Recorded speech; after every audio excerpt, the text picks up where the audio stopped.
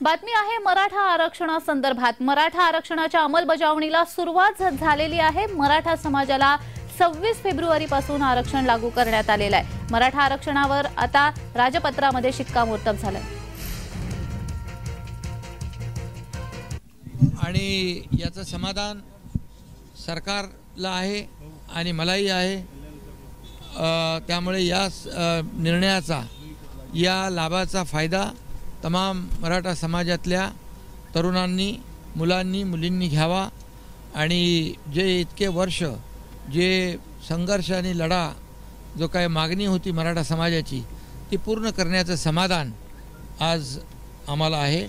आणि म्हणूनच जी जाहीरपणे छत्रपती शिवाजी महाराजांच्या साक्षीने मी बोललो होतो, ते पूर्ण करण्याचं भाग्य मला मिळालं।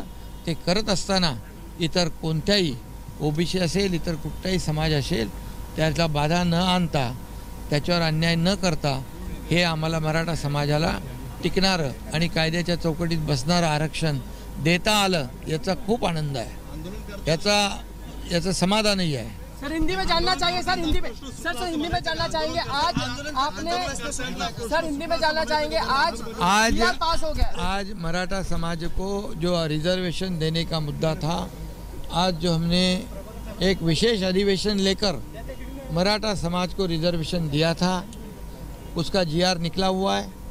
इसकी खुशी मुझे है, हमारे सरकार को भी है।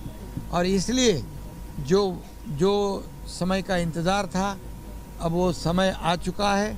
मराठा समाज के हमारे भाई बहन हैं, उन्होंने इसका फ़ायदा उठाना चाहिए नौकरी और शिक्षा में, और इससे उसका फ़ायदा, उसका लाभ उनको मिलेगा और इसका समाधान और इसकी खुशी हमें है। सर या संपूर्ण लढाई तुमच्यावर आने का सरकार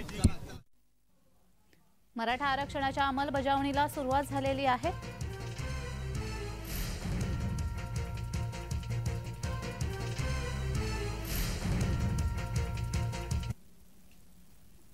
या संदर्भात अधिक माहिती देण्यासाठी आमचे प्रतिनिधी कुणाल भोईटे आपल्याशी लाईव्ह द्वारा जोडले गेलेले आहेत। कुणाल, मराठा आरक्षणाच्या अंमलबजावणीला आता सुरुवात झालेली आहे आणि 10% आरक्षण हे नोकरीमध्ये आणि शिक्षणामध्ये आता मराठ्यांना मिळणार आहे। अधिकची माहिती।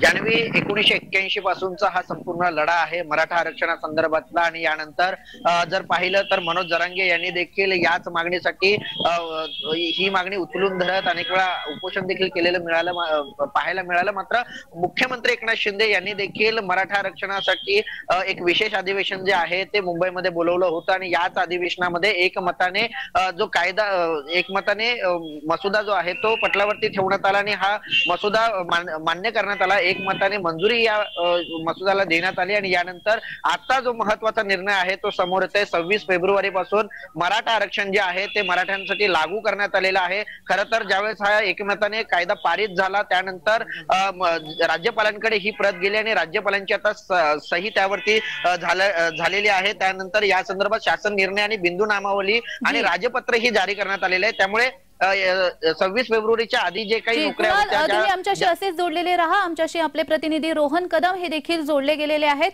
रोहन, मराठा समाजाची काय प्रतिक्रिया आहेत? त्यांना समाधान आहे का? नक्कीच। खरं तर जान्हवी, संपूर्ण महाराष्ट्रातील मराठा समाजासाठी सगळ्यात मोठी बातमी ही आहे, ज्यासाठी इतक्या वर्षापासून संघर्ष केला तो दिवस आलेला पाहायला मिळतोय। 26 फेब्रुवारी पासून राजपत्रामध्ये जो आहे तो अध्यादेश जारी करण्यात आलेला पाहायला मिळतो आणि त्याच्या माध्यमातून 26 तारखेपासून जो आहे तो या सगळ्याचा लाभ अनेक विद्यार्थी घेणार आहेत, अनेक मराठा समाजातील माणसं जे आहेत तो या सगळ्याचा लाभ घेणार आहेत। खरं तर 19 फेब्रुवारीला महाराष्ट्र सरकारने जे आहे ते विशेष अधिवेशन बोलवलं होतं आणि या विशेष अधिवेशनामध्ये मराठा समाजाला स्वतंत्र असं अधिवेशन जे आहे, स्वतंत्र आरक्षण जे आहे ते 10% दिलेलं पाहायला मिळालं आणि याच 10% अधिवेशनाची शिफारस जी आहे ती लागू करण्याची 26 तारखेपासूनचा निर्णय निश्चित करण्यात आलेला आहे आणि त्यापासून आता सगळ्यांना जो आहे तो या आरक्षणाचा लाभ मराठा समाजातील राज्यभरातील अनेकांना घेता येणार आहे। त्यामुळे संपूर्ण मराठा समाजामध्ये जो आहे तो आनंद, उत्साह या पाहायला मिळणार आहे। परंतु गेल्या काही दिवसांपासून रोहन, थोड्या वेळासाठी आपल्याला थांबवते, मी कुणालकडे जाते। कुणाल, मुख्यमंत्री एकनाथ शिंदे सांगता आहेत की हे आरक्षण टिकणार आहे, कोणत्या आधारे ते हे सांगतात?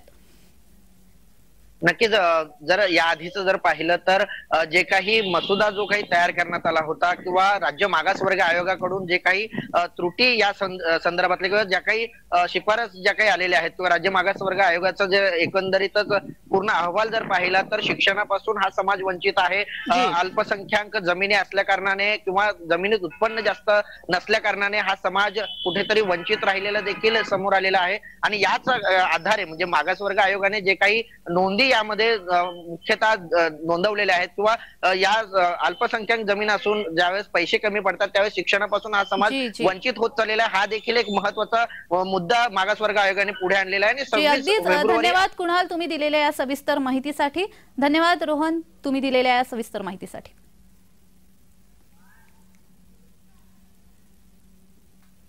मराठा आरक्षणाच्या अंमलबजावणीला सुरुवात झालेली आहे. मराठा समाजाला 26 फेब्रुवारीपासून आरक्षण लागू करण्यात आलंय.